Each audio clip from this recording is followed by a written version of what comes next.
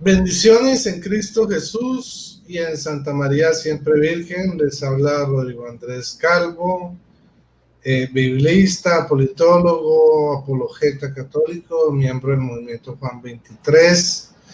El día de hoy tengo que compartir con mi hermano Guido Rojas. Nos ha acompañado otro hermano, mi hermano Samuel, pero se tuvo que disculpar por cuestiones laborales.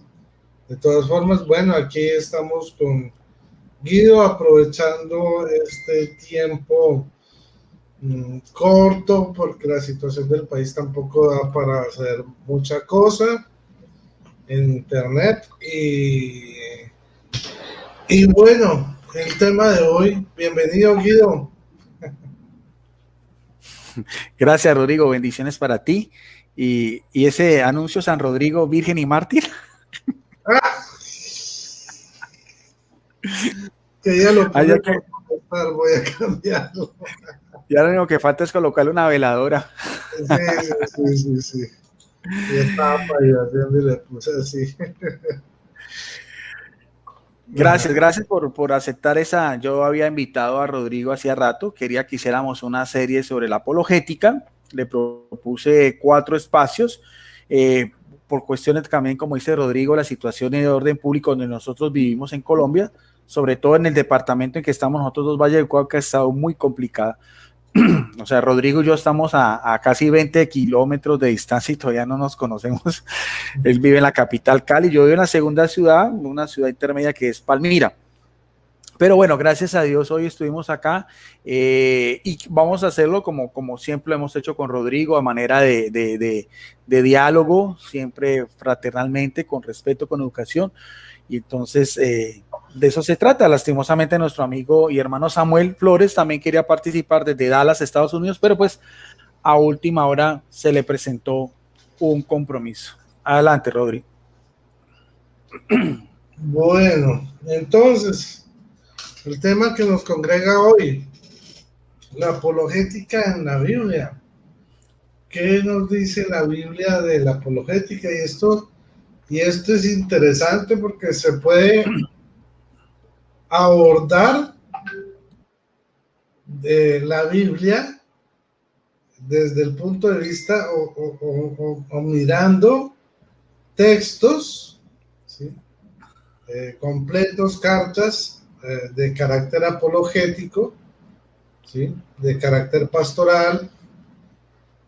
Podemos encontrar textos como tal, más limitados a versículos o a cortos pasajes bíblicos que nos pueden hablar de la apologética, pero ¿por qué en general la Biblia nos podemos hablar que tiene elementos apologéticos? Primero que todo, es una defensa, al menos desde el punto de vista histórico, de por qué el pueblo de Israel habitó en esa zona de Palestina hace miles de años, ¿sí? Por ejemplo, por qué se estableció la fe, por qué Yahvé es el verdadero Dios, ¿sí? Igual en el Nuevo Testamento hay algo muy interesante, o sea, en el Antiguo Testamento se hacían profecías de quién iba a ser el Mesías de los judíos. Y miren que, por ejemplo, Mateo, que escribió para una comunidad judía, ¿sí?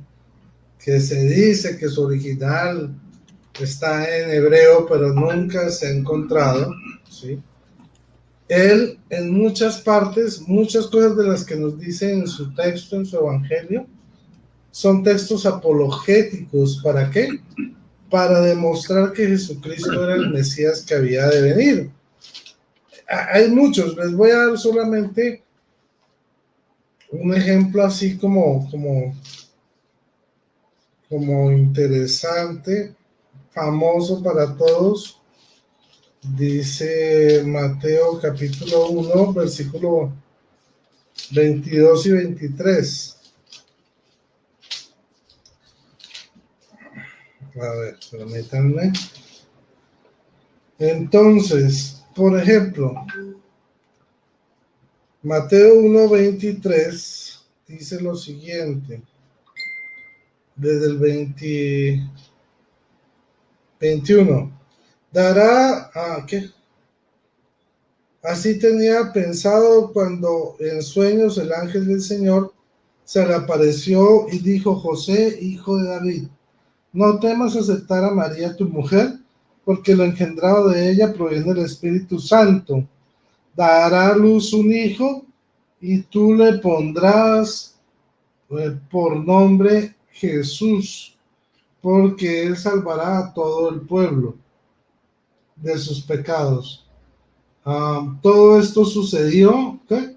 Todo esto sucedió para que se cumpliera la anunciada, el anuncio del Señor por medio del profeta, que dice: miren, la Virgen concebirá y dará a luz un hijo y le pondrá por nombre Emanuel, que traducido significa Dios con nosotros. Entonces, este es un texto, Mateo 1:23, que el evangelista recurre a él refiriéndose a una profecía, ¿sí?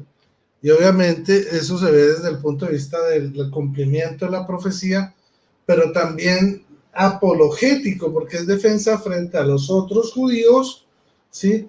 De por qué en Cristo, y hay muchas partes, como ya les dije, en el Evangelio de Mateo, donde las profecías, Mateo hace que las profecías sobre Jesucristo se cumplan desde la perspectiva judía. Ya, entonces,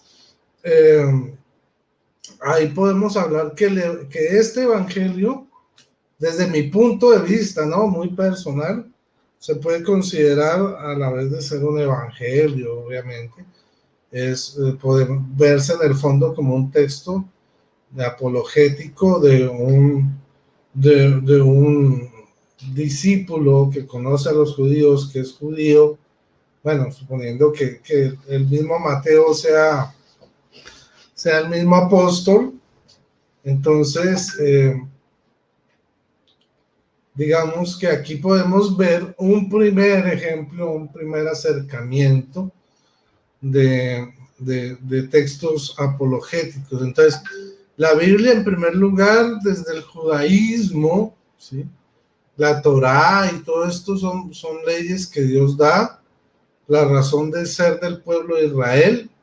Entonces, la razón de su creencia. De hecho, en el judaísmo se utilizan, esto es un poco bíblico, o sea, relacionado con el tema bíblico. Hay muchas escuelas rabínicas donde los estudiantes de la Torá se ponen a discutir sobre la Torá y tienen posiciones distintas y debaten, tienen muchísima experiencia. Son escuelas que difieren en cosas y entran en debates fuertes, y son debates de carácter apologético sobre la escritura y la validez de textos, de creencias y de ordenanzas. Bueno, voy a dejar en este paso para darle, digamos, cederle el turno a mi hermano Guido Rojas. Adelante, Guido. Bien, gracias. No, muy interesante lo que decía Rodrigo, sobre todo en ese mismo ambiente del judaísmo.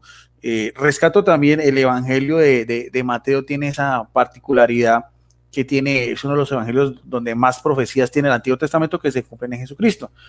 Y la apologética era importante en ese mismo judaísmo, de, como decía Rodrigo, de las dependientes escuelas rabínicas que habían, especialmente en Jerusalén. Para el tiempo de Jesucristo habían dos escuelas rabínicas que eran predominantes, que era la escuela de Hillel el Sabio, de donde viene Gamaliel, que es su nieto, que fue el maestro del apóstol Pablo, y la escuela de Shammai, una más conservadora, la otra más liberal. Ahora, Jesucristo también actuaba en ese mismo sentido y en esa misma concordancia. Una de las cosas que uno ve en los evangelios es que a Jesucristo se le criticaba que venía de Galilea, le decían el Nazareno, y decían, no, este es el carpintero. O sea, la gente se sorprendía, sobre todo los escribas, que eran, por así decirlo, los grandes teólogos del momento, los fariseos y todos ellos, menosprecian a Jesucristo porque él no se había educado en una de estas escuelas, por lo menos no hay registro, sino simplemente en Nazaret, por eso se le identificaba como el carpintero, el hijo del carpintero. Pero la sabiduría de Jesucristo es mucho más allá que una simplemente humana, por más sabio que sea. Por eso es que Jesucristo, como dice nuestro amigo Rodrigo, también actuaba en ese mismo sentido como un rabino, en el sentido que interpretaba la Torá, daba enseñanzas, tenía un grupo, un círculo de discípulos, y también otra cuestión, como decía Rodrigo, apologéticamente era discutir con otros rabinos sobre cuestiones que tenían que ver con toda la Taná. Y uno ve en los evangelios como en infinidad de veces vienen los escribas, vienen los fariseos, le dicen maestro, ¿qué dice la ley? ¿Qué dices tú? O sea, ese mismo ambiente es importante. Y Jesucristo siempre dice, ¿qué dicen las escrituras? Quiero resaltar, Rodrigo, el pasaje que aparece en el Evangelio de Lucas, en el capítulo 4, en el versículo 14 en adelante, donde dice, Jesús volvió a Galilea con el poder del Espíritu Santo, y su fama corrió por toda aquella región. Enseñaba en las sinagogas de los judíos, que eran las escuelas religiosas donde se reunían el sabbat, y todo lo que lo alababan. Llegó a Nazaret, donde se había criado, y el sábado, o sea, día de descanso de precepto, fue a la sinagoga como era costumbre, o sea, entender que era un hombre devoto judío en todo el sentido pleno de la palabra. De hecho, lo vemos también en el Evangelio de Lucas, cuando a los 12 años también sube con su familia a la fiesta de la Pascua. En la sinagoga, como era costumbre, se puso de pie para hacer la lectura, como estaba establecido pues en la liturgia judía, y le pasaron el rollo. Aquí dice el libro del profeta Isaías, un profeta que es gran significación, uno de los profetas que ha sido llamado como el quinto evangelio por la gran cantidad de profecías que tiene que ver con Jesucristo. Desenrolló el rollo y encontró el pasaje donde estaba escrito, que es en Isaías 6:11, el Espíritu del Señor está sobre mí, me ha ungido, ahí el término Cristo o Mesías, para llevar que la buena noticia, Evangelium, ¿a quiénes? A los pobres, para anunciar la libertad a los cautivos y a los ciegos que pronto van a ver, para poner en libertad a los oprimidos y proclamar un año de gracia del Señor, o sea, un año de gracia, de bendición. Eso era lo que estaba profetizado hacía casi 800 años atrás. Y en ese momento se está haciendo cumplimiento. Ahora, ¿cómo reaccionó la gente ante eso? Dice, Jesús entonces enrolló el libro, lo devolvió al ayudante y se sentó mientras todos le presentaban, los ojos tenían fijos en él. Aquí viene el término cátedra, o sea, cátedra, asiento, de tomar la cátedra, o sea, de dar la exhortación. Aquí viene la otra parte. Primero se leía el rollo, ahora viene la explicación. ¿Y qué dice Jesucristo? De una manera tajante, una manera veraz, dice, hoy se ha cumplido esta palabra profética y a ustedes les llega esta noticia. Todos lo aprobaban y quedaban, ¿qué? Maravillosos mientras era proclamado la gracia de Dios que salía de sus labios. Y decían, pensar que es el hijo de José. O sea, en un término un poco despectivo. Jesús les dijo, seguramente ustedes van a recordar el dicho, médico, cúrate a ti mismo, realiza también aquí en tu patria lo que nos cuenta que hiciste en Cafarnaúm. Miren que Jesucristo va a hacer una apología de toda esa misma concepción que tenían los judíos sobre la salvación. Y Jesús añadió, ningún profeta es bien recibido en su patria. En verdad les digo, que eso está haciendo referencia también en Juan 4:4, en verdad les digo que había muchas viudas en Israel, toma como referencia el Antiguo Testamento, Primera de Reyes 17:1, en tiempo de Elías, ese gran profeta, cuando el cielo retuvo la lluvia durante 3 años y medio y una gran hambre asoló a todo el país.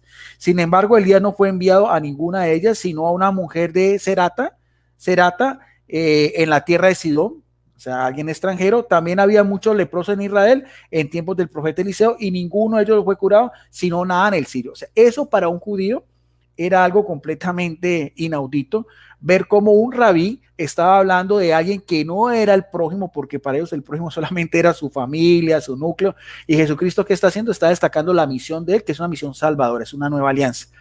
Importante eso, porque ese mismo rollo, como decíamos, de Isaías 61:1 y la explicación que da, tomando como referencia Primera de Reyes 17:1 y Primera de Reyes 17:9, sabemos también esa misma connotación apologética. ¿Cuál fue el resultado de todo eso? Para darle paso a Rodrigo, todos en la sinagoga se indignaron al escuchar estas palabras. Se levantaron, lo empujaron fuera al pueblo, llevándolo hacia un barranco, el cerro, sobre el que estaba construido el pueblo, con intención de arrollarlo desde ahí. O sea, el primer intento de asesinato contra Jesucristo. Pero Jesús pasó en medio de ellos y siguió su camino. Entonces, si vamos a hablar también desde el mismo comienzo del ministerio público de Jesucristo, vemos también la forma apologética, la forma como Jesucristo exhortaba, cómo era un gran conocedor de todo lo que era la Torá, enseñaba y le daba la correcta interpretación, con una connotación. Los que debieron de haber recibido ese mensaje, sobre todo sus mismos paisanos y todas las cosas, fueron los primeros que rechazaron, no solamente eso, sino que intentaron matarlo. Quiero resaltar antes de darle paso a Rodrigo, mire lo que decía en el versículo 22, todo lo aprobaban y se quedaban maravillados mientras estaba proclamando la palabra de Dios. O sea, ese es el ejemplo que todo apologista, que todo catequista, que teólogo, cualquier estudioso de la Biblia tiene que tener en cuenta cuando queremos defender nuestra religión, teniendo en cuenta este parámetro como vemos acá de Jesucristo. Adelante, Rodrigo. Vale, Guido, muchas gracias. Y bueno, a ver, sí está muy bueno ese apunte de nuestro hermano Guido. Yo podemos ver que Pablo, ya como discípulo de Jesucristo en Hechos capítulo 25, versículo 19, dice lo siguiente. Pablo había sido llevado, creo que a ver, vamos aquí a ponerlo en contexto. No os preocupéis. Dice aquí, bueno, pasados algunos días, versículo 13, el rey Agripa y Berenice vinieron a Cesarea y fueron a saludar a Festo. Como pasaron allí bastantes días, Festo expuso al rey el caso de Pablo. Hay aquí un hombre, le dijo que Félix dejó prisionero. Estando yo en Jerusalén, presentaron contra él acusación los sumos sacerdotes y los ancianos de los judíos, pidiendo contra él sentencia condenatoria. Yo le respondí que no es costumbre de los romanos entregar a un hombre antes de que el acusado tenga ante sí a los acusadores y se le dé la posibilidad de defenderse en la acusación. Ellos vinieron aquí juntamente conmigo y sin dilación me senté al día siguiente en el tribunal y mandé traer al hombre. Los acusadores, o sea, a quienes están acusando a Pablo, comparecieron ante él, pero no presentaron ninguna acusación de los crímenes que yo sospechaba. Solamente tenían contra él unas discusiones sobre su propia religión y sobre un tal Jesús ya muerto, de quien Pablo afirma que vive. Dice, yo estaba perplejo sobre estas cuestiones y le propuse si quería ir a Jerusalén y ser allí juzgado por estas cosas. Entonces, bueno, aquí seguimos, él dice que no, que quiere ser juzgado ante el César, pero vemos que Pablo se enfrenta con unos judíos y nos lo narra un soldado romano, o sea, bueno, digamos que el testimonio recogido por Lucas de este soldado, ¿sí? Que donde está la carta, donde él dice, pues yo me quedé sorprendido, yo pensé, pues aquí lo van a condenar y resulta que eran unos asuntos sobre su propia religión. Era un debate religioso y era un debate que estaba centrado en Jesucristo.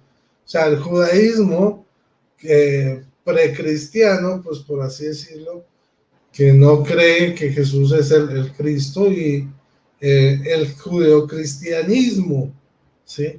Que cree que Jesús es el Mesías del judío y el Salvador del mundo. Entonces, vemos cómo en este simple pasaje la Biblia nos da testimonio de un encuentro apologético. Nuestro primer encuentro, por lo menos que esté narrado en la Biblia, nuestro primer encuentro apologético sin Cristo, ya judaísmo, cristianismo, ¿no? Porque también Guido nos había también mostrado en los evangelios, otros momentos cuando Jesús les confronta a los maestros de la ley, a los fariseos, a los escribas, los confronta con la ley.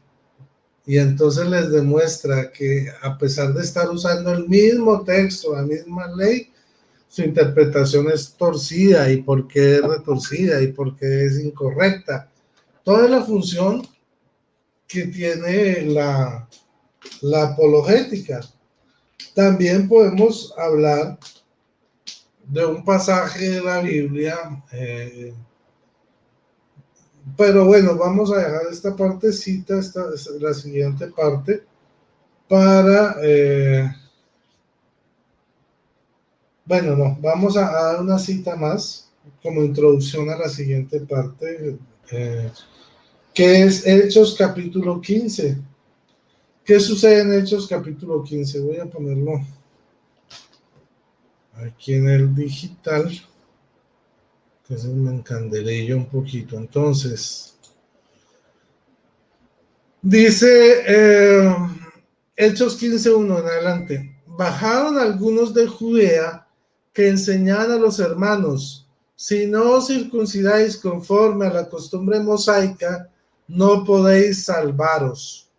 Se produjo con esto una agitación y una discusión no pequeña de Pablo y Bernabé contra ellos, y decidieron que Pablo y Bernabé y algunos de ellos subieran a Jerusalén, donde los apóstoles y presbíteros,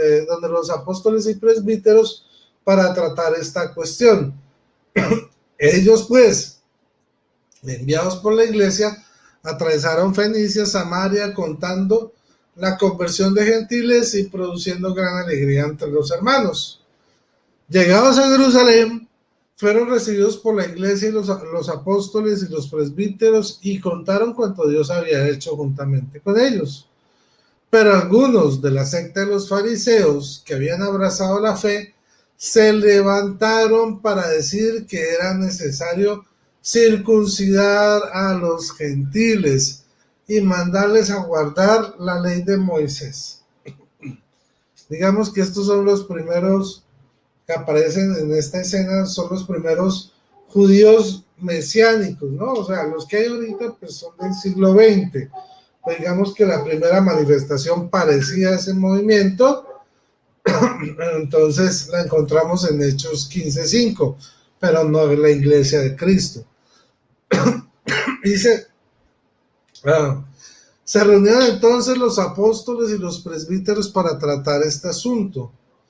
Dice que después de una larga discusión, se dice que no, o sea, la iglesia toma una decisión de no imponer, ¿sí?, más carga a los gentiles que abstenerse de los alimentos sacrificados a los ídolos, y que creo que también la sangre o la carne.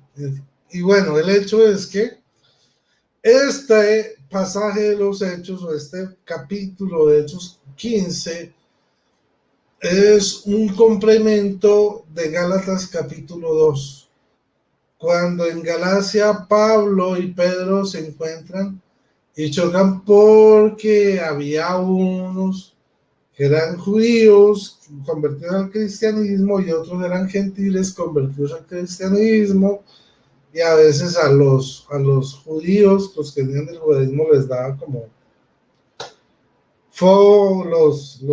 los gentiles cristianos, y bueno, resulta que eso Pablo y Pedro terminaron como en ese lío.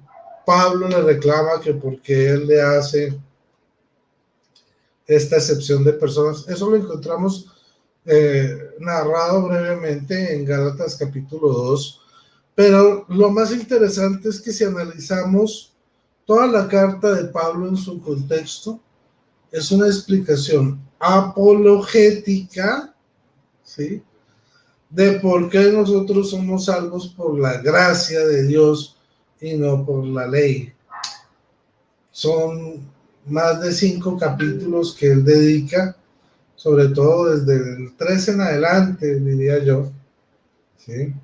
A decir por qué ya no es la ley de Moisés del judaísmo, sino ahora es la gracia y cómo es la gracia y cómo opera la gracia. Entonces, para los que leen realmente a conciencia el libro de Gálatas, se dan cuenta que no pueden seguir comulgando con la antigua ley de Moisés, los 10 mandamientos, de guardar el sábado, de, bueno, todo este tipo de cosas, sino que ya estamos bajo la ley de Cristo y bajo los mandamientos de su iglesia.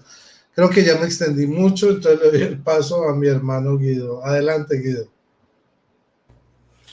Bien, yo quería, antes de, claro, empezar por pues, el gran defensor del cristianismo, claro que es Pablo, el gran artífice de lo que es. Dicen los grandes estudiosos que los dos grandes más hombres que le han dado, por así decirlo, el matiz de lo que es el pensamiento cristiano es Pablo y Agustín de Hipona. Pero quería también resaltar también de Jesucristo otro pasaje que también es muy relevante también en el mismo Evangelio de Lucas, donde también vamos a mirar esa misma connotación apologética de Jesucristo, que es en el camino de Emaús, que aparece en el Evangelio de Lucas, en el capítulo 24 en adelante. O sea, los discípulos estaban completamente consternados de lo que había pasado, porque ellos esperaban un Mesías liberador, con unos matices más de orden político, temporal, al reino que hablaba Jesucristo, y estos dos discípulos vienen cabizbajos, regresan a su sitio después de haber pasado la fiesta de la Pascua. Dice el versículo 24, capítulo 1, el primer día de la semana, domingo, muy temprano, fueron las mujeres al sepulcro, llevaron los perfumes, bueno, ahí está, perdón, desde el 13. Aquel mismo día, dos discípulos se dirigían a un pueblo llamado Emaús, que está a unos 12 kilómetros de Jerusalén. E iban conversando sobre lo que había ocurrido. Mientras conversaban y discutían, Jesús en persona se les acercó y se puso a caminar con ellos, pero algo impedía que sus ojos no lo reconocieran. ¿Qué impedía que los ojos no lo reconocieran? Los ojos de la incredulidad. ¿Los ojos de qué? Los ojos de no aceptar lo que Jesucristo les había.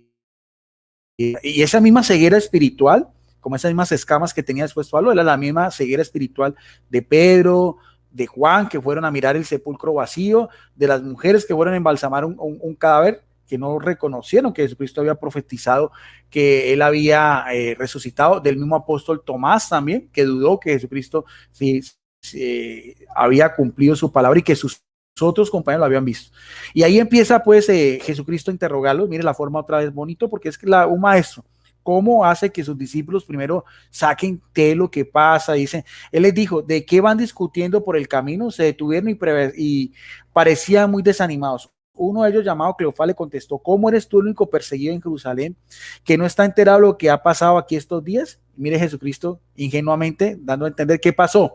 Les preguntó, le contestaron todo el asunto de Jesús el Nazareno. Y mire cómo se describe a Jesucristo en el versículo 19. Era un profeta poderoso, ¿en qué? En obras y en palabras, reconocido por Dios y por todo el pueblo. Pero nuestros sumos sacerdotes, nuestros jefes renegaron de él, lo hicieron condenar a muerte y clavar en la cruz. Nosotros pensamos que sería el que daría libertad a Israel, sea lo que sea. Ya van 2 días después de que sucedieron esas cosas. En realidad, algunas mujeres de nuestro grupo nos han inquietado, pues fueron muy de mañana al sepulcro y al no hallar su cuerpo volvieron hablando de una aparición de ángeles que decían que estaba vivo.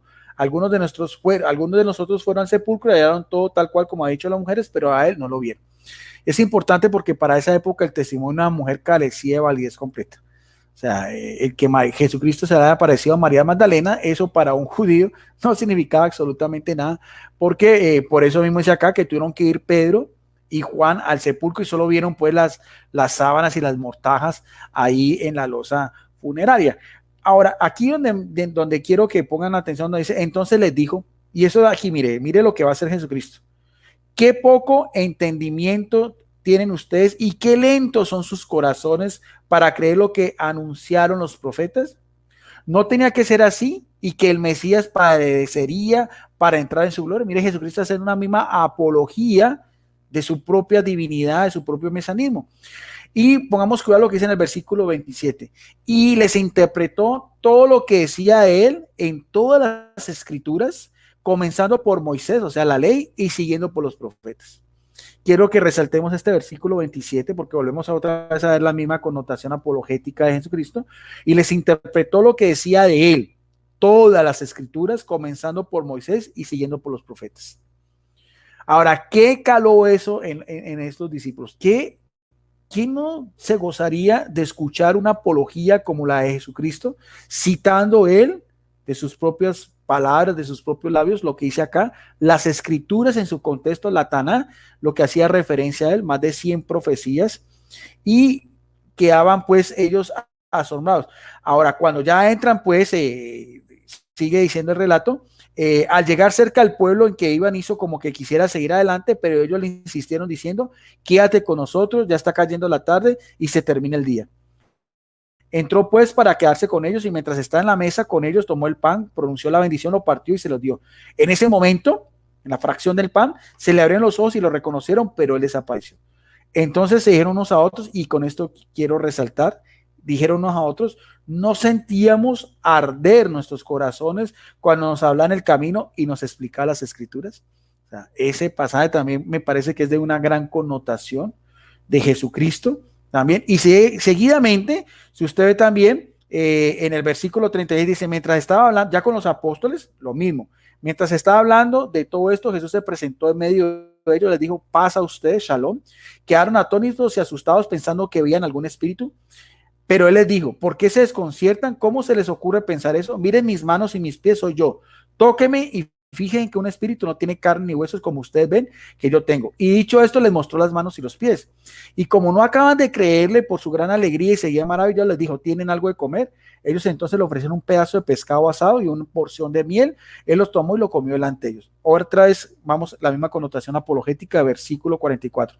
Jesús les dijo, todo esto se los había dicho cuando estaba todavía con ustedes, que se cumpliría lo que está escrito en qué, en la ley de Moisés, en los profetas y en los salmos, refiriéndose a mí. Entonces les abrió la mente para que entendieran las escrituras. Dijo, todo esto estaba escrito, los padecimientos del Mesías, su resurrección entre los muertos al tercer día.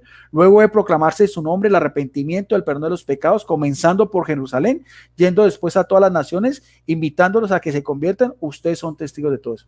Nuevamente Jesucristo hace hincapié de su gran sabiduría, su gran elocuencia. Aquí algo importante, porque aquí tiene toda la que es la Taná, todo el Antiguo Testamento. En el pasaje de los discípulos de Emaús, como eran de categoría inferior solo a muchos discípulos, solamente Jesús les cita la ley y los profetas. Pero aquí dice en el versículo 44 que Jesús también les cita ¿qué? Lo que era la ley de Moisés, los profetas y aparte eso que también la sección de los salmos, que también era importante para todo lo que era el pensar y el culto y lo que era el mismo diario vivir de un judío. Bien, hasta aquí entonces esta segunda intervención, que también quería hacer referencia también a estos dos pasajes de los discípulos de Emaús, los apóstoles, y también en primer lugar lo que veíamos también de la sinagoga de Nazaret. Adelante, Rodrigo. Bueno, Guido, gracias. Aquí pongo la luz porque me toca quitarme las gafas para leer. Les voy a leer lo que dice la carta a los Gálatas. Me gusta mucho el comentario de esta Biblia, la Biblia de la Iglesia en América, de, bueno, editorial PPC, pero es del Consejo Episcopal Latinoamericano, CELAM. Vamos a ver lo que dice aquí la introducción a los Gálatas.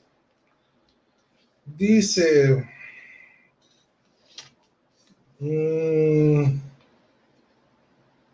A ver, dice aquí. Ante la imposibilidad de hacerse presente en Gálatas 4:20, Pablo escribe esta carta circular para las iglesias de origen gentil de Galacia del Norte. Esto es para comunidades cristianas provenientes del paganismo, insertas en el mundo grecorromano. Su finalidad es defenderse de los falsos misioneros, su finalidad es defenderse de los falsos misioneros llegados a las comunidades, mostrando que su evangelio es el que recibió por revelación de Jesucristo. buena noticia que libera de la esclavitud a la ley y de sus normas y ritos. De este modo, sale al paso a la llamada crisis gálata. Y vamos a ver lo que dice la crisis sobre la crisis gálata. Influyentes misioneros judio-cristianos de tendencia judaizante se han instalado en las comunidades de Galacia del Norte.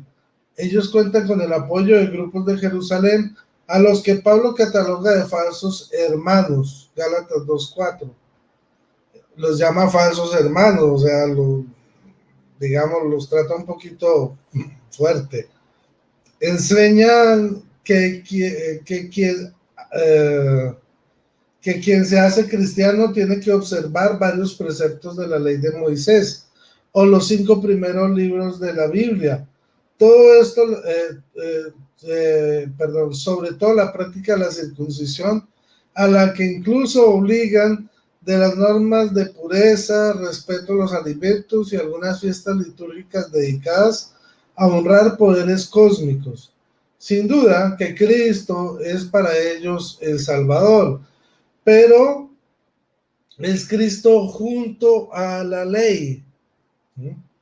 Y sus preceptos los que según ellos tienen la capacidad de hacer justo al ser humano. O sea, ellos creían que por medio de las obras de ley eran considerados justos ante Dios. Y su concepto de Israel y pueblo de Dios es del todo diferente al de Pablo. Lo de ellos para Pablo es sin duda otro evangelio.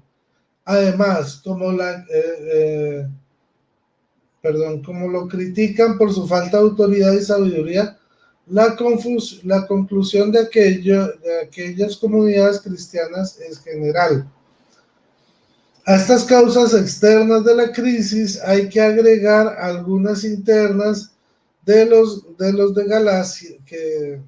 Galacia gozan de dones espirituales por la presencia del Espíritu, pero a la vez constatan la fuerza con la que actúa el pecado, llevándolos a divisiones y malentendidos que amenazan su más valioso tesoro, la libertad propia de los hijos de Dios. Tan irritado se siente Pablo por la situación de los Gálatas que desea que en adelante nadie me cause más preocupaciones. Eso lo dice en Gálatas 6:17, donde les habla muy fuerte por esta situación. Entonces, tenían a los falsos judíos, o los judíos mesiánicos que llaman de hoy, pero de esa época los falsos, los de ahora también son falsos, pero bueno. Tenían encima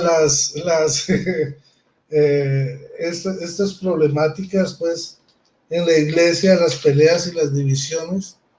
Y entonces aquí Pablo lanza esta carta como una forma de decirles, oiga, ¿por qué nosotros no estamos bajo la ley? Y comienza a explicarles por qué no estamos bajo la ley. Entonces, por ejemplo,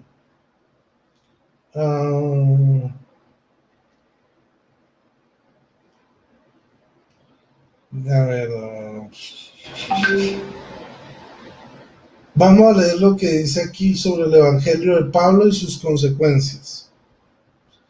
Quien cree en Jesucristo y recibe su Espíritu es hijo de Dios, y su herencia es la libertad propia de sus hijos.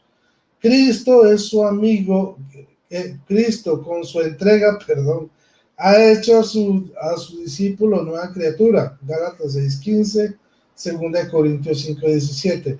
Libre del pecado y de la esclavitud de los apetitos desordenados por su nueva condición. Está llamado a vivir y a conducirse conforme al Espíritu de Dios o de Cristo, por lo que no puede volver a la esclavitud de sus pasiones, la división y al odio, como si Cristo inmolado en la cruz no hubiera vencido ya el pecado y su demonio y su dominio. Gálatas 5:19-21. Por esto la libertad que proviene de Cristo no es para libertinaje, sino para hacernos servidores de los demás mediante el amor. Se trata pues de una libertad para amar, amar a todos como nos hizo Jesús, o bueno, sí, como lo hizo Jesús. Entonces, ¿qué es esto? Un tratado de cómo, o sea, dejando la ley, no nos vamos a volver unos salvajes, ¿no? O sea, cómo se vive en la gracia. Y eso es muy, muy importante. Entonces vemos aquí una defensa en esta carta magistral de aquellos judíos mesiánicos de esa época contra aquellos, ¿sí?, de parte del cristianismo. Y ahora sí, entonces vuelvo a hacerle el turno a mi hermano Guido. Adelante, Guido. Bien, gracias. Yo quería también en esta otra intervención también sacar a relucir ya que quise primero en primer lugar a Jesucristo, porque ese es nuestro gran maestro por excelencia, esos pasajes que ya vimos de la sinagoga de Nazaret y a los discípulos en Emaús, a los mismos apóstoles. Ya en Hechos de los Apóstoles también hay un personaje que también es un gran apologista, no es tampoco, bueno, no se hace mucha referencia cuando se habla pues de Pablo, pero es Esteban, el diácono Esteban. Dice en Hechos de los Apóstoles, en el capítulo 6, versículo 8 en adelante, quiero que vean, esta descripción es muy importante porque Hechos de los Apóstoles es conocido como el memorial de los apóstoles. O sea, si hay un libro que todo cristiano católico y todo cristiano en general tiene que estudiar, es este. Porque aquí está el inicio de lo que era ya la iglesia conformada ya con la asistencia del Espíritu Santo de Pentecostés, pero ya cargo los apóstoles. Y vamos, ya es una iglesia que se va formando, va tomando un liderazgo. Y aquí vienen los diáconos, los servidores. Sabemos que es una iglesia también jerárquica, pero así estuvieran los apóstoles en primer lugar, porque dijo, nosotros nos vamos a dedicar a la predicación y estos diáconos al servicio en un rango inferior. Pero miren cómo los carismas de cada uno, independientemente, por ejemplo, si nosotros, el caso de Rodrigo y yo, que somos unos simples laicos, o sea, así como pueden haber sacerdotes que también se dedican a la apologética o religiosas, también los laicos, en este caso también tenemos una participación muy activa. Dice en el capítulo 6 de Hechos de los Apóstoles, versículo 8, Esteban, y mira cómo lo describe, hombre que lleno, o sea, pleroma en griego, en el sentido de la totalidad, lleno de qué, de gracia, caris, gracia, o sea, es un don que viene de parte de Dios. ¿Y de qué? Y de poder, dunamis en griego, o sea, poder, fuerza, potencia. Realizaba ¿qué? Grandes prodigios y señales maravillosas en medio del pueblo. Alguien dirá, bueno, solamente era un milagrero nomás, un curandero. No, no solamente era una de las cualidades de él. Su santidad y su carisma iba unido también a esta otra parte. Se le echaron encima algunos de la sinagoga llamándolo de los libertos y otros llegaron de Cirene, de Alejandría, de Cilicia y Asia. ¿Y qué? Y se pusieron a discutir con Esteban. Aquí va a haber también otra defensa, pero no lograron hacer frente a qué? A la sabiduría y al espíritu con que hablaba, porque tenía el espíritu de quién, el espíritu de la verdad, el paráclito que había prometido Dios. Y al no poder resistir a la verdad, sobornaron a unos hombres para que afirmaran, hemos oído hablar a este hombre contra Moisés y contra Dios. O sea, pasan ya del lado de la derrota, ¿al lado de qué? Al lado de la calumnia, al lado de la mentira. ¿Ya quién es su aliado? Mientras el aliado del diácono Esteban el Espíritu Santo, el aliado aquí es el padre de la mentira, que no es más que Satanás, el adversario, el contradictor. Con esto se alborotaron al pueblo, los ancianos y a los maestros de la ley, llegaron de improviso, lo arrestaron y lo llevaron ante el Sanedrín, o sea, el mismo consejo de ancianos, la máxima autoridad judía, los mismos que juzgaron a Jesucristo. Allí se presentaron ¿qué? Lo mismo que fue el juicio de Jesús, testigos falsos que declararon, este hombre no cesa de hablar contra nuestro lugar santo y contra la ley. Los dos preceptos más importantes para el judaísmo, que eran ¿qué? La ley de Moisés, las cosas más sagradas para un judío, que eran la ley de Moisés, o sea, la Torá, el Pentateuco, y el lugar santo, que era el mismo templo de Jerusalén. Quiero que resalten eso. Le hemos oído decir que Jesús el Nazareno destruiría este lugar santo y cambiaría las costumbres que nos dejó Moisés. En ese momento, quiero que pongan atención en el versículo 15, todos los que estaban sentados en el Sanedrín fijaron los ojos en Esteban. ¿Y qué es lo que nos dice?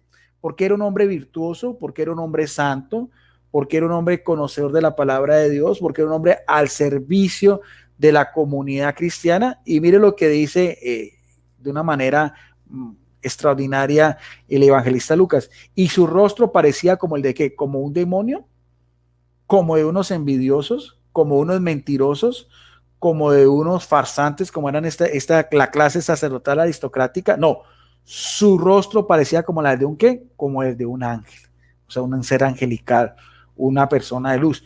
Y mire cómo empieza su apología, la forma también educada, respetuosa, como empieza el diácono Esteban en todo el capítulo 7, todo es un compendio de todo lo que era la historia de la salvación del Antiguo Testamento. Se lo recomiendo también a cualquier persona que quiera mirar así de una manera rápida, porque ese es magistral también, como hace también, así como Jesucristo lo hizo también con los discípulos de modo este diácono Esteban, dice, entonces el sumo sacerdote se presentó, en verdad, es verdad lo que dicen. Esteban respondió, y mire cómo respondió, hermanos y padres, escuchen, o sea, reconocía que ellos eran padres en un sentido de la fe, de espiritualidad, porque tenía ese rango también de que, a pesar de que eran indignos, pero mire, no le dice, ustedes son unos hipócritas, son unos falsos, son unos mentirosos, no. O sea, y bonito también esa parte, porque la apologética tiene que hacerse también con educación, con respeto, porque lo valiente no quita lo cortés, o lo cortés no quita lo valiente, cualquiera. Eso también quiero que tiene que ser también una directriz de todo apologista, en este caso, pues de la rama católica. Quiero finalizar esta parte también con otro gran apologista que también hace mención, Hechos de los Apóstoles, en el capítulo 18, versículo 24, dice, un judío llamado Apolo, natural de Alejandría, de donde era Egipto, o sea, de la corriente helenista de la diáspora de los judíos, había llegado a Éfeso en Turquía, mire también cómo lo describe, un orador elocuente y muy entendido en las escrituras.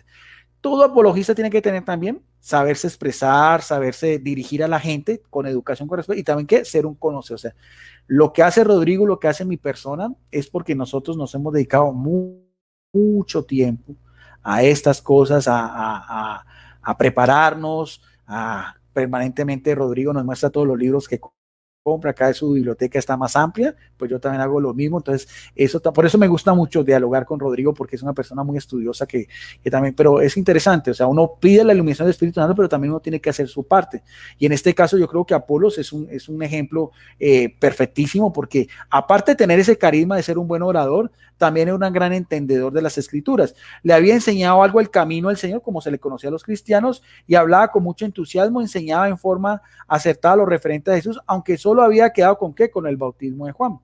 Hablaba pues con mucha convicción en las sinagogas.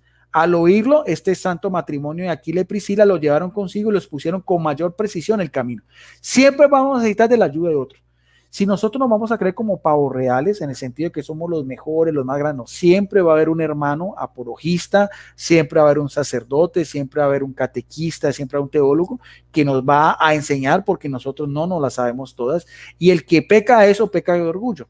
Entonces, por eso, mire, quiero que pongamos esto en contexto, porque siempre la palabra de Dios tiene que darnos una enseñanza. O sea, Priscila y Aquiles no dice que tuvieran esa misma elocuencia, pero lo instruyeron correctamente en lo que era el camino. ¿Y qué hizo eso?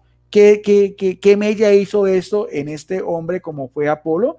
Dice el versículo 27, como pensaba pasar a Acaya, los hermanos lo alentaron y escribieron a sus discípulos para que lo recibieran. De hecho, cuando llegó, ayudó muchísimos a los que la gracia de Dios había llevado a la fe. Otro también, una connotación muy importante, gracia, en este caso también unido a la fe, virtudes pues teologales.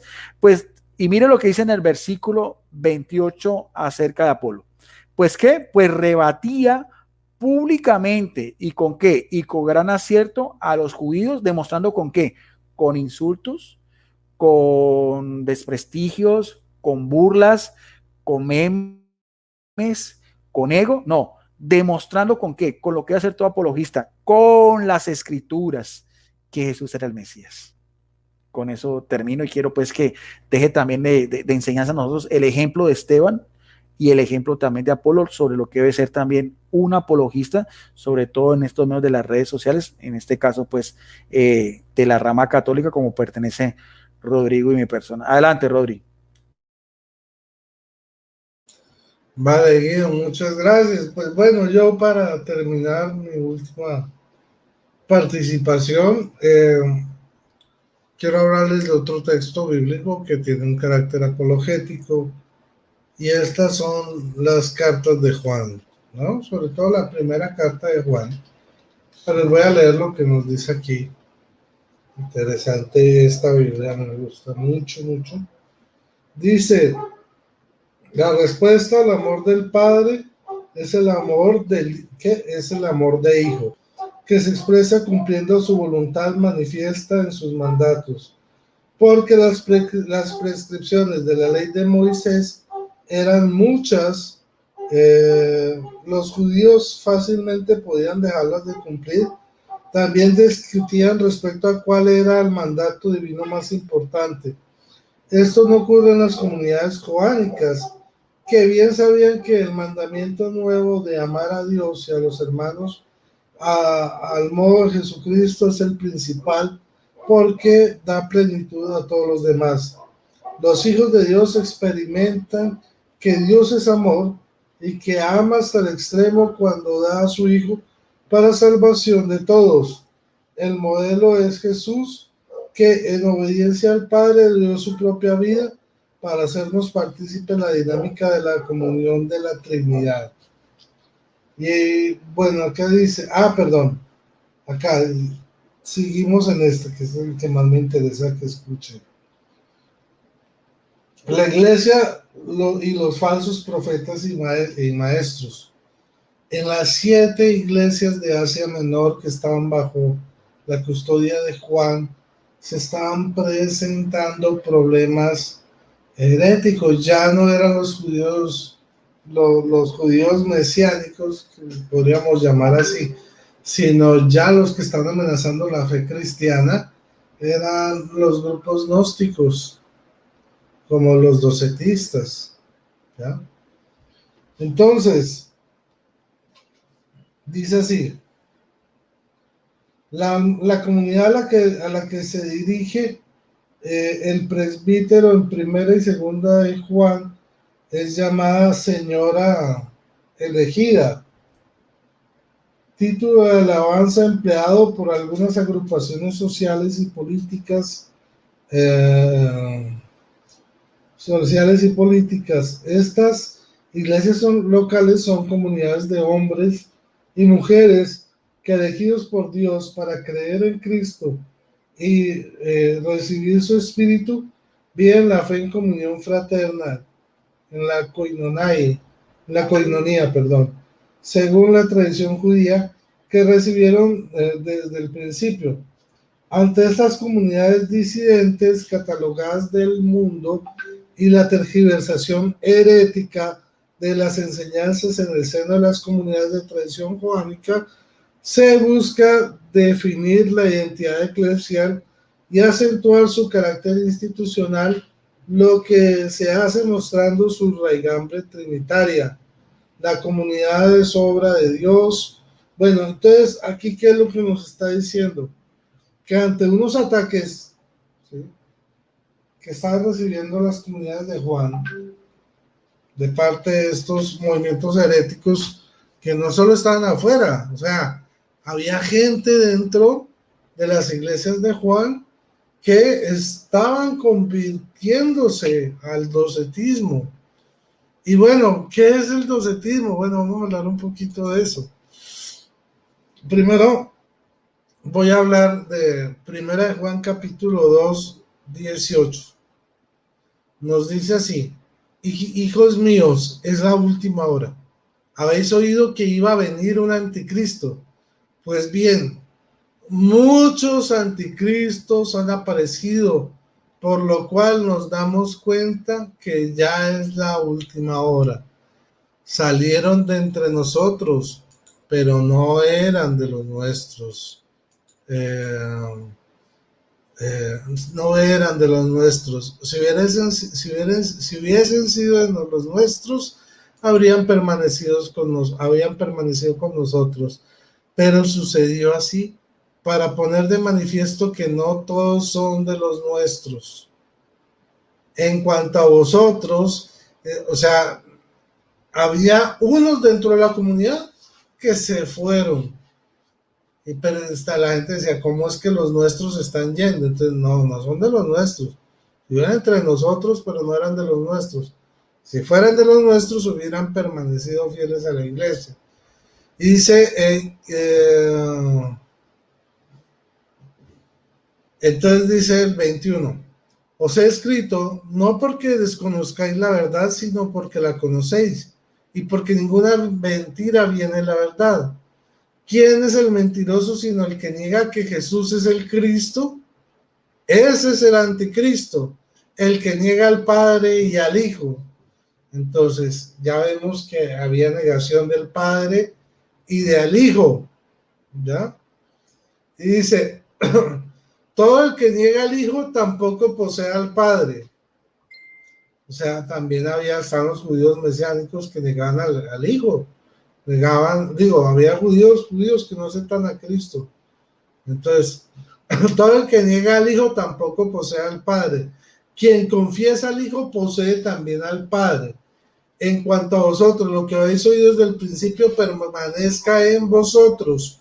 Si permanece en vosotros lo que habéis oído desde el principio, también vosotros permaneceréis en el Hijo y en el Padre. O sea, está hablando, si ustedes se mantienen en la fe, van a estar en el Hijo, en Jesucristo, y en el Padre del cielo.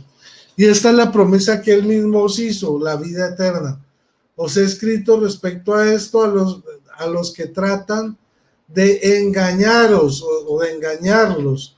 Y en cuanto a vosotros, la unción que de Él habéis recibido permanece en vosotros, y no necesitáis que nadie os enseñe, pero como su unción os enseña acerca de todas las cosas, es verdadera y no mentirosa, según os enseño, permanecer en Él. Entonces nos habla de la fidelidad a la iglesia, de recibir la enseñanza que hay en la iglesia. ¿Quién es el mentiroso?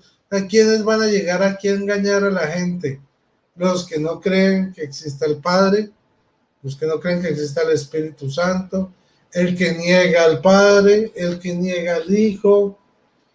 Entonces, aquí ya Juan nos da como un contexto general de este tipo de personas. Pero ahora les quiero leer para terminar ya. Primera de Juan, capítulo 4, versículos 1 al 6. Miren lo que dice acá, miren qué interesante. Dice, queridos, no os fiéis de cualquier espíritu, sino examinad si los espíritus vienen de Dios, pues muchos falsos profetas han salido al mundo. Podéis conocer en esto el Espíritu de Dios. Todo el que confiesa a Jesucristo venido en carne es de Dios. ¿Qué pasaba? Los docetas decían que Jesucristo no había venido en carne, sino en apariencia de carne. Entonces, claro, esos son los evangelios gnósticos, donde Jesucristo aparece así crucificado, y Jesús está muerto de la risa con unos ángeles, viendo como unos soldados romanos piensan que lo están crucificando y no, que él está desdoblado allá. Entonces, ese tipo de cosas eran las que estaban enfrentando en la iglesia de Juan. Entonces dice,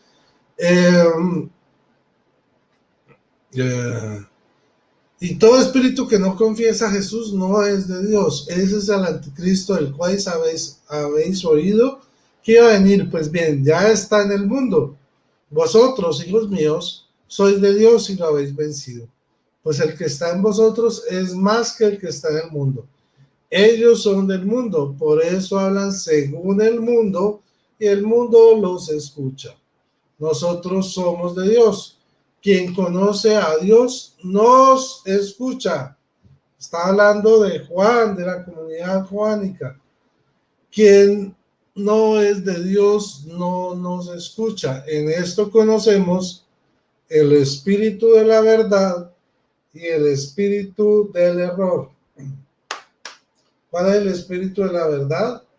Pues obviamente para eso es la apologética, para poner el espíritu de la verdad frente al espíritu del error y vencerlo.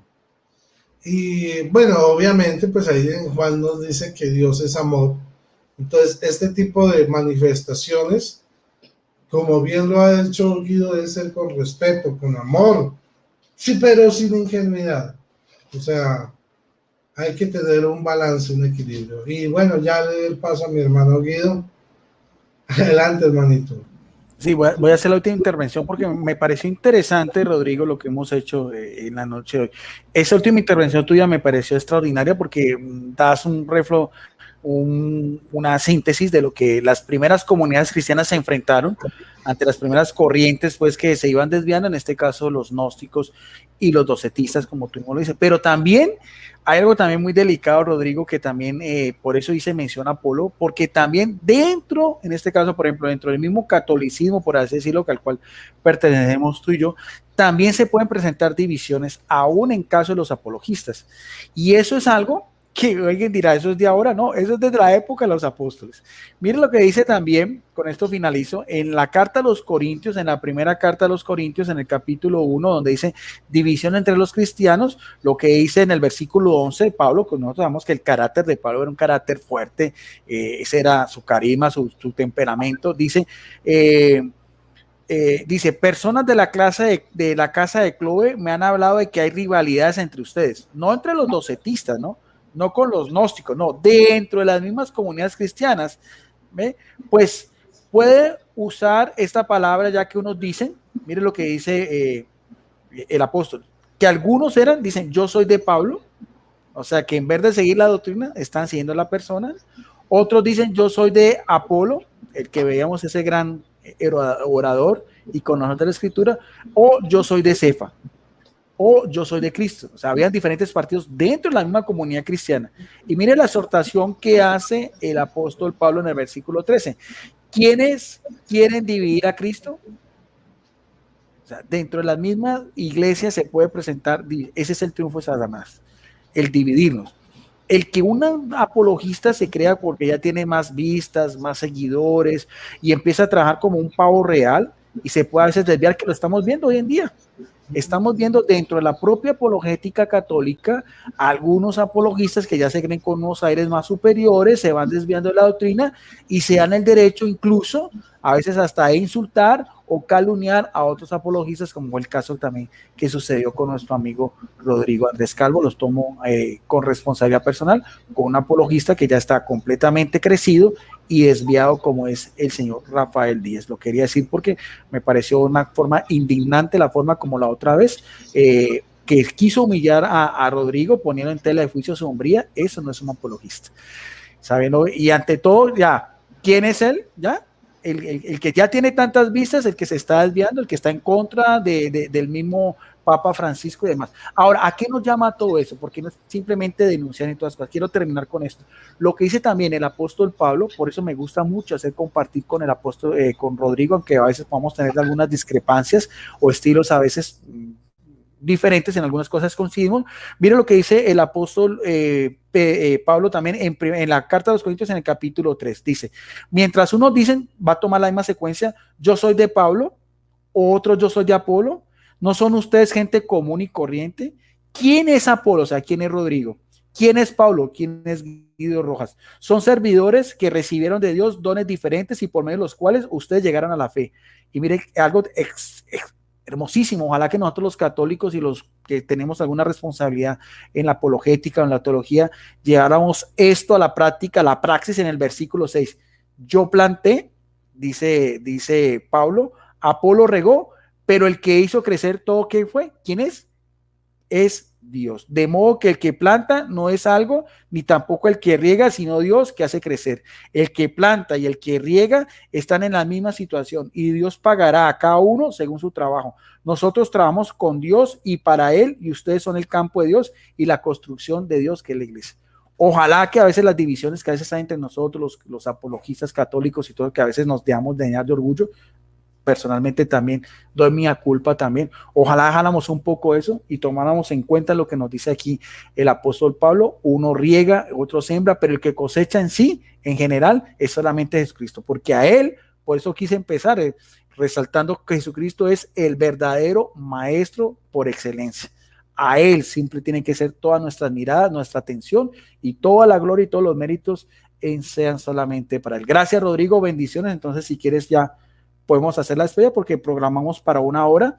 Entonces, después haremos otra secuencia que es la apologética también en la iglesia primitiva. Le propuse a Rodrigo también otro tercer episodio que es la apologética en lo que fue la contrarreforma también, y también la apologética en los tiempos modernos.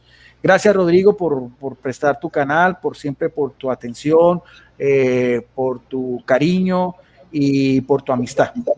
Yo me despido aquí desde la ciudad de Palmira, Valle del Cauca. Bendiciones para toda tu audiencia.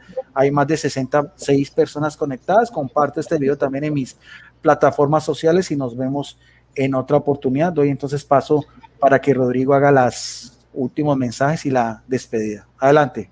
Perfecto, Guido. Muchísimas gracias a ti por compartir este espacio con nosotros. Muchas gracias por compartir este espacio con nosotros. Y bueno, ya veremos entonces la continuación de esta temática sobre la apologética en la historia de la iglesia. Muchas gracias a Miguel Greg, a un administrador mío, Arzada, a Javier Herrera, a Miguel Cana, a Osvaldo Pelcastre, a Rafael, a Claudio Mancilla, a José Luis Espinosa Vicente, bueno, y a todos, a Biblioteca Kid, ahora cambié el nombre, bueno, Kid Ariel, listo, muchas bendiciones a Gonzalo Gómez, mi otro administrador, muchas gracias, no olviden dejar su like, compartir, si les gustó, dar like y compartir, porque compartiendo también ustedes están evangelizando. No siendo más, entonces que el Señor los bendiga, feliz noche y que viva Cristo Rey. Bye bye.